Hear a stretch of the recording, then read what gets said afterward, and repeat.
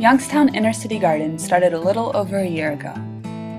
But it truly began 5 years ago when a man named Mason Carrot moved into a house on the south side of Youngstown. His neighborhood is not known to be the safest due to a long history of crime and drug use. But this did not deter Mason Carrot from settling in. Mason believes that he had been living a life that was a burden upon his society and upon his own well-being. He therefore used the move as a fresh start and an opportunity to contribute to his community. He decided to use the knowledge he gained from working on a farm to plant an organic garden in his yard. Mason further explains. After 3 years of growing vegetables around my house and the garden and giving the vegetables away to my friends and neighbors, I sat and thought, who can I really help with this produce? Which made me think to search out and seek the elderly and disabled and give it to them because they need it the most. At the time, his fiancée worked at Grovewood Manor, a disabled home up the street that houses around 100 physically handicapped people. He saw the opportunity to help out many people at once by giving them the fresh produce from his garden. The members were overjoyed by this act of kindness, and some expressed a desire to be a part of the gardening process. Mason was open to the idea, but he soon realized that he needed to do a lot of work to make the garden handicap accessible. The garden began to expand around the house and into the backyard. Mason gained access to 10 plots of surrounding land, converting a local drug dealing post into a food forest. Mason did not and could not do this work alone. As the garden expanded, so too did its vision. Now the garden belongs to the entire community.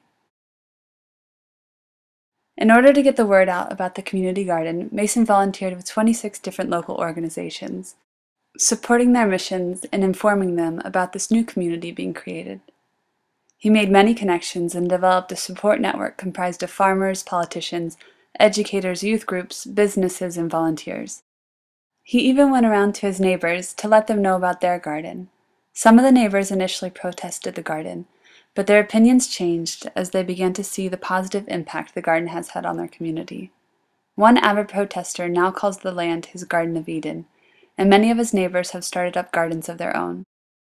Youngstown Inner City Garden has not only transformed its immediate neighborhood, but has started to have ripple effects throughout the greater Youngstown area. One volunteer explains. I met Mason through a Facebook page. I came to visit his garden, and it has been so inspiring to me that I'm starting my own garden in my own neighborhood. And it's going to do great things for families just like this garden has. The garden strives to both educate its volunteers about sustainable farming practices and to exemplify the power of qualities such as patience, persistence, and generosity. All of the food grown at Youngstown Inner City Garden is free of GMOs, free of pesticides, but most importantly, free to the public. Anyone who wants local organic produce can come by and pick the food with no cost or expectation attached. This may be the most equitable and honorable way to feed the hungry. In order to make sure that the garden has enough food for the public, the Youngstown Inner City Garden team has developed rain barrels and sprinkler systems. The garden even won a contest providing it with the funds to create a fruit tree orchard. 50 fruit trees are currently growing, and the hope is to plant 50 more. The trees will be grown using a French horticulture practice called espalier, or espalier. This will train the branches to grow horizontally, enabling for them more sunlight, breeze, and easier access for wheelchair-bound farmers. Movable planting tables for handicapped gardeners are also in the works, thanks to a Neighborhood Success and Leadership grant. The garden's most recent adventure and expenditure has been leveling and constructing handicap-accessible pathways into the garden and orchard. The pathways have been partially lined with sandstone blocks retrieved from an old neighborhood church that recently caught fire. The Youngstown Inner City Garden has found many partners to help transform the broken, burnt, and lifeless into the generative garden it is now. We appreciate your support and encourage you to come by and see for yourself the influence one garden can have on a community.